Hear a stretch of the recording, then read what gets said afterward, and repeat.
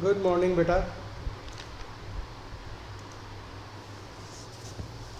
Now ਆਪਾਂ ਕਰ ਰਹੇ ਸੀਗੇ ਨਰਨਸਟ ਇਕੁਏਸ਼ਨ। ਤਾਂ ਨਰਨਸਟ ਇਕੁਏਸ਼ਨ ਕੀ ਹੈ? that is to find electrode potential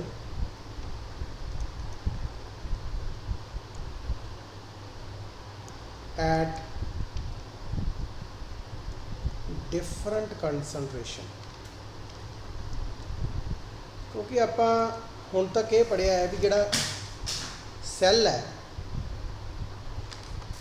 ਉਹਦੇ ਵਿੱਚ ऑक्सीडेशन हाफ तो रिडक्शन हाफ, ठीक है। आ ऑक्सीडेशन हाफ हो गया, आ रिडक्शन हाफ हो गया। ਇਹਦੇ ਵਿੱਚ ਜਿਹੜਾ ਅਸੀਂ ਇਲੈਕਟ੍ਰੋਲਾਈਟ ਯੂਜ਼ ਕਰਦੇ ਹਾਂ ਉਹਦੀ ਸਟੈਂਡਰਡ ਕੰਸਨਟ੍ਰੇਸ਼ਨ ਹੀ ਲਈ ਜਾਂਦੀ ਹੈ, ਦੈਟ ਇਜ਼ 1 ਮੋਲਰ, ਹੈ ਨਾ।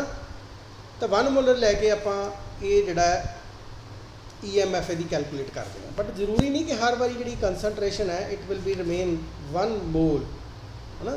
ਇਹ ਵੇਰੀ ਕਰ ਸਕਦੀ ਹੈ, ਪਰ ਜੇਕਰ ਇਹ ਵੇਰੀ ਕਰੂਗੀ ਤਾਂ ਇਲੈਕਟ੍ਰੋਡ ਪੋਟੈਂਸ਼ੀਅਲ ਵੀ ਵੇਰੀ ਕਰੇਗਾ।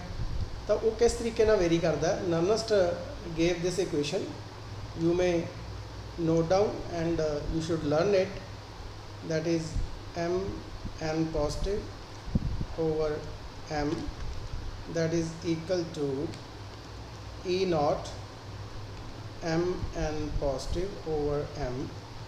ये आ गया अपने को स्टैंडर्ड भी जदों कंसनट्रेशन की है 1 मोलर है, ठीक है, minus 2.303 RT divided by NF log M electrode in a solid state divided by its ionic state। So that's it, okay, this is the Nernst equation। ਤਾਂ ਇਹਦੇ ਥਰੂ ਅਸੀਂ ਹੁਣ ਇੱਥੇ 1 ਮੋਲਰ ਕੰਸਨਟ੍ਰੇਸ਼ਨ ਹੈ, ਤਾਂ ਜਿਹੜੀ ਵੀ ਸਾਡੇ ਕੋਲੇ ਇਲੈਕਟ੍ਰੋਡ ਹੋਏਗੀ, ਚਾਹੇ ਉਹ ਜ਼ਿੰਕ ਹੈ ਜਾਂ ਕਾਪਰ ਹੈ, ਉਹਦੀ ਆ ਆਇਨਿਕ ਕੰਸਨਟ੍ਰੇਸ਼ਨ ਹੈ। ਇਹ 2 ਮੋਲ ਹੋ ਸਕਦੀ, 3 ਮੋਲ ਹੋ ਸਕਦੀ, ਕੋਈ ਵੀ ਹੋ ਸਕਦੀ ਹੈ। ਇਹ ਅਸੀਂ ਪੁੱਟ ਕਰਕੇ, ਕਿਉਂਕਿ ਜਿੰਨੀ ਜ਼ਿਆਦਾ ਇਹ ਵੈਲਿਊ ਹੋਏਗੀ ਆਇਨਿਕ ਕੰਸਨਟ੍ਰੇਸ਼ਨ ਦੀ, ਓਨੀ ਹੀ ਨੈਚੁਰਲੀ ਇਹ ਫਰੈਕਸ਼ਨ ਦੇ ਵਿੱਚ ਹੈ, ਉਨੀ ਹੀ ਜਿਹੜੀ ਨੈਗੇਟਿਵ ਵੈਲਿਊ ਆ ਉਹ ਘੱਟ ਹੋਏਗੀ, ਅਤੇ ਓਨਾ ਹੀ ਜਿਹੜਾ EMF ਹੈ ਉਹ ਇਹਦੇ 'ਚੋਂ ਘਟੇਗਾ। ਸੋ ਔਰ ਵਾਈਸ ਵਰਸਾ। ਤਾਂ ਜਿਹੜੀ MS ਹੁੰਦੀ ਹੈ ਸੋਲਿਡ ਸਟੇਟ ਦੇ ਵਿੱਚ, ਜਿਹੜੀ ਕੰਸਨਟ੍ਰੇਸ਼ਨ ਹੁੰਦੀ ਹੈ, ਦੈਟ ਇਜ਼ ਆਲਵੇਜ਼ ਟੇਕਨ 1। ਇਹਨੂੰ ਹਮੇਸ਼ਾ ਅਸੀਂ ਯੂਨਿਟ ਹੀ ਲੈਂਦੇ ਹਾਂ, that is always taken 1, ठीक है। तो ये नर्नस्ट इक्वेशन है। Now how we can apply it, तो इन्हों असी किस तरीके नाल अप्लाई करना। For example we have 2 cell, one is zinc and second is copper. तो वो वास्ते असी फॉर जिंक नर्नस्ट इक्वेशन की हैगी,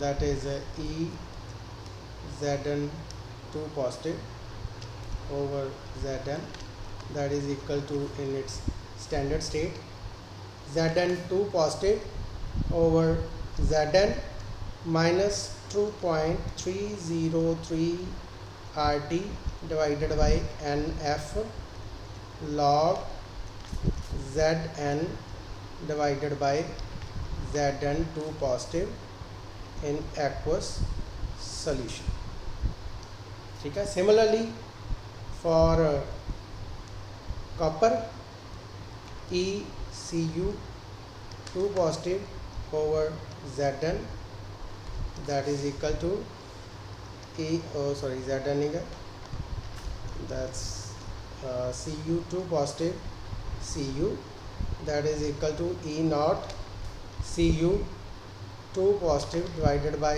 Cu minus 2.303 RT over NF Cu in solid state divided by Cu2 positive in aqueous state।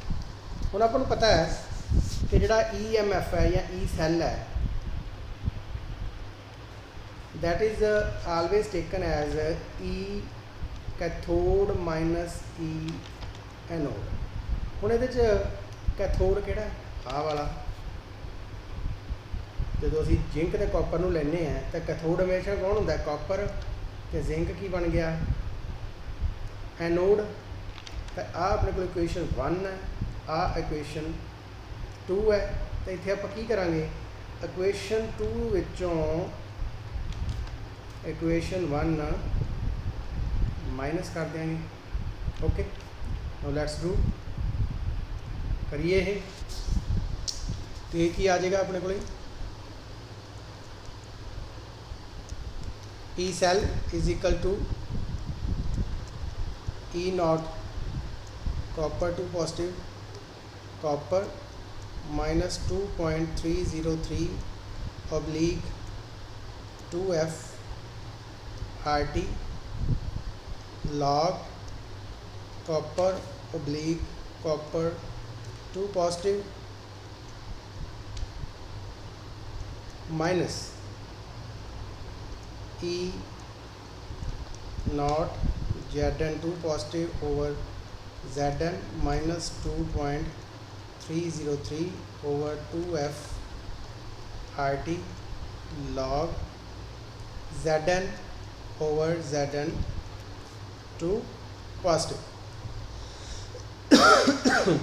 ਤਾਂ ਹੁਣ ਆਪਾਂ ਨੂੰ ਪਤਾ ਹੈ ਕਿ ਆਹ ਦੋ ਚੀਜ਼ਾਂ ਜਿਹੜੀਆਂ ਕੀ ਹੈਗੀਆਂ, ਇਹ ਸਟੈਂਡਰਡ ਸਟੇਟ ਦੇ ਵਿੱਚ ਹੈ ਤੇ ਇਹਦੇ ਚੋਂ ਆਹ ਵਾਲਾ ਕਾਮਨ ਨਿਕਲ ਸਕਦਾ, ਦੈਟ ਇਜ਼ 2.303 oblique 2F ਔਰ NF।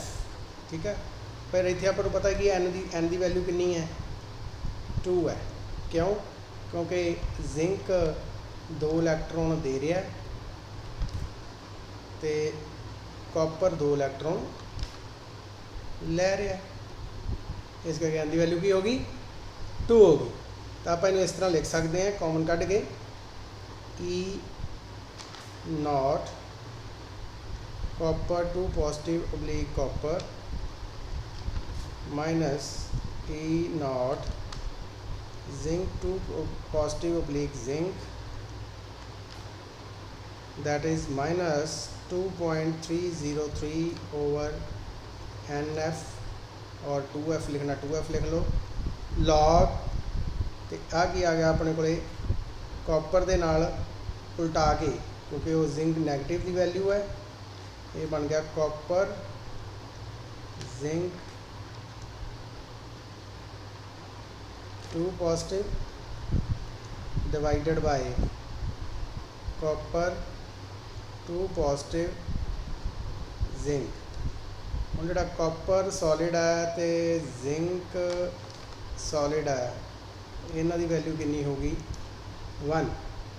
ਤਾਂ ਆਪਾਂ ਇਹਨੂੰ ਰਿਮੂਵ ਕਰ ਸਕਦੇ ਹਾਂ।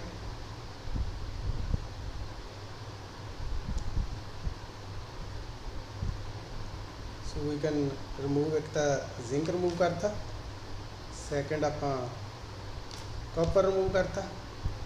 ਠੀਕ ਹੈ, ਤੇ ਰਹਿ ਕੀ ਗਿਆ ਪਿੱਛੇ ਆਪਣੇ ਕੋਲ, only left is that is zinc 2 positive and copper 2 positive। ਤਾਂ ਆਹ ਚੀਜ਼ ਕੀ ਹੈ ਆਪਣੇ ਕੋਲ, what is this, this is E cathode minus E anode। ਤੇ ਇਹ ਕੀ ਬਣ ਗਿਆ, E cell ਬਣ ਗਿਆ।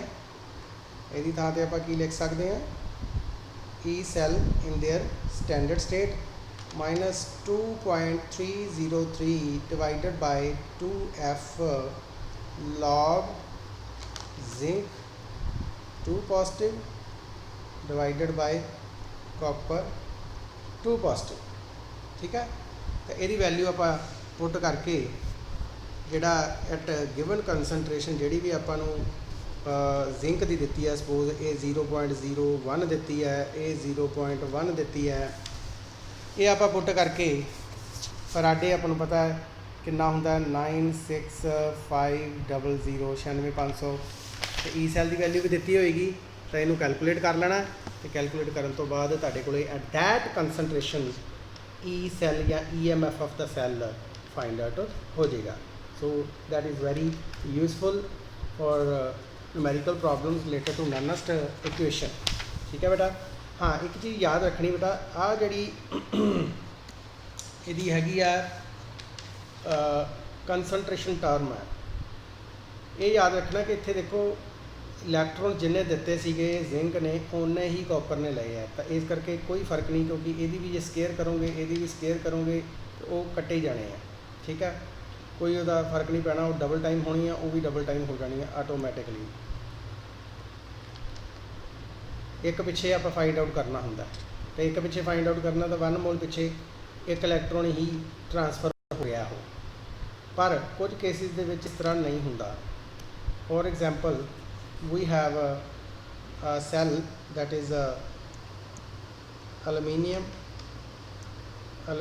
3 positive, nickel 2 positive, bleak nickel। ਤਾਂ ਇਹ ਕੀ ਸ਼ੋ ਕਰ ਰਿਹਾ ਹੈ? ਇਹ ਸ਼ੋ ਕਰ ਰਿਹਾ ਹੈ ਕਿ ਐਲੂਮੀਨੀਅਮ ਦੀ ਜਿਹੜੀ ਵੈਲੈਂਸੀ 3 ਹੁੰਦੀ ਹੈ ਤੇ ਇਹ 3 ਇਲੈਕਟ੍ਰੋਨ ਦੇ ਰਿਹਾ ਹੈ, ਤੇ ਨਿਕਲ ਦੀ ਕਪੈਸਿਟੀ ਹੈ ਸਿਰਫ 2 ਇਲੈਕਟ੍ਰੋਨ ਲੈਣ ਦੀ। ਨਿਕਲ ਸਿਰਫ 2 ਇਲੈਕਟ੍ਰੋਨ ਹੀ ਲੈ ਸਕਦਾ ਹੈ।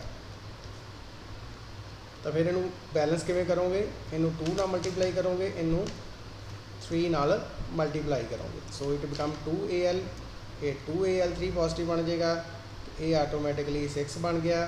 ਇਸੇ ਤਰ੍ਹਾਂ ਇਹ 3 ਨਿਕਲ ਪੋਜ਼ਿਟਿਵ ਬਣ ਗਿਆ, ਇਹ 6 ਬਣ ਗਿਆ, ਤੇ ਇਹ 3 ਨਿਕਲ ਹੋ ਗਿਆ। ਇਹਦਾ ਮਤਲਬ ਹੁਣ ਜਦੋਂ ਤੁਸੀਂ ਨਰਨਸਟ ਇਕੁਏਸ਼ਨ ਦੇ ਵਿੱਚ ਵੈਲਿਊ ਪੁੱਟ ਕਰੋਗੇ ਤਾਂ ਉੱਥੇ ਤੁਸੀਂ ਇੱਥੇ ਡਬਲ ਕੰਸਨਟ੍ਰੇਸ਼ਨ ਐਲੂਮੀਨੀਅਮ ਦੀ ਹੈ ਤੇ ਟ੍ਰਿਪਲ ਕੰਸਨਟ੍ਰੇਸ਼ਨ ਨਿਕਲ ਦੀ ਹੈ, ਤਾਂ ਉੱਥੇ ਜਦੋਂ ਆਪਾਂ ਵੈਲਿਊ ਲਿਖੀ ਸੀ, ਰਾਈਟ ਡਾਊਨ ਕੀਤੀ ਸੀਗੀ, ਕਿਹੜੀ ਚੀਜ਼ ਕਿ ਐਲੂਮੀਨੀਅਮ ਤੇ ਨਿਕਲ ਜਦੋਂ ਐਂਡ ਦੇ ਉੱਪਰ ਆਪਾਂ ਲੈਣੇ ਹੈ Al ਪੋਜ਼ਿਟਿਵ 3 ਤੇ ਨਿਕਲ 2 ਪੋਜ਼ਿਟਿਵ, log